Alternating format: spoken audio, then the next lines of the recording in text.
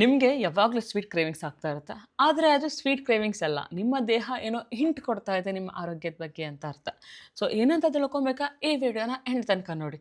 So ಯಾವಾಗಲೂ sweet cravings ಆಗ್ತಾ ಇದೆ ಅಂದರೆ ನಿಮ್ಮ ರಕ್ತದಲ್ಲಿನ ಸಕ್ಕರೆ ಮಟ್ಟ ಕಡಿಮೆ ಆಗಿರುತ್ತೆ. ಆವಾಗ ದೇಹಕ್ಕೆ ಎನರ್ಜಿ ಬೇಕಾಗುತ್ತೆ. ಆವಾಗ ತುಂಬ ಅಂದರೆ ತುಂಬ ಸ್ವೀಟ್ ಕ್ರೇವಿಂಗ್ಸ್ ಆಗುತ್ತೆ.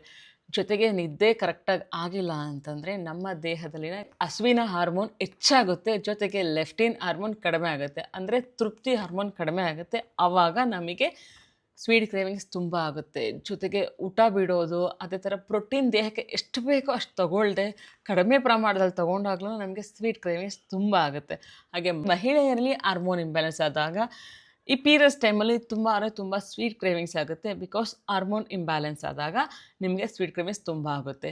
ಜೊತೆಗೆ ನೀರಿನ ಕೊರತೆ ಆದಾಗ ದೇಹದಲ್ಲಿ ನಿಮಗೆ ಹಸಿವು ಹೆಚ್ಚಾಗುತ್ತೆ. ಆವಾಗ ಸ್ವೀಟ್ಸ್ ತಿನ್ನಬೇಕು ಏನಾದರೂ ಅಂತ ಕ್ರೇವಿಂಗ್ಸ್ ಆಗುತ್ತೆ. ಸೊ ಗೊತ್ತಾಯ್ತಲ್ಲ ಏನಕ್ಕೆ ನಿಮಗೆ ಸ್ವೀಟ್ ಕ್ರೇವಿಂಗ್ಸ್ ಜಾಸ್ತಿ ಆಗ್ತಾ ಇದೆ ಅಂತ.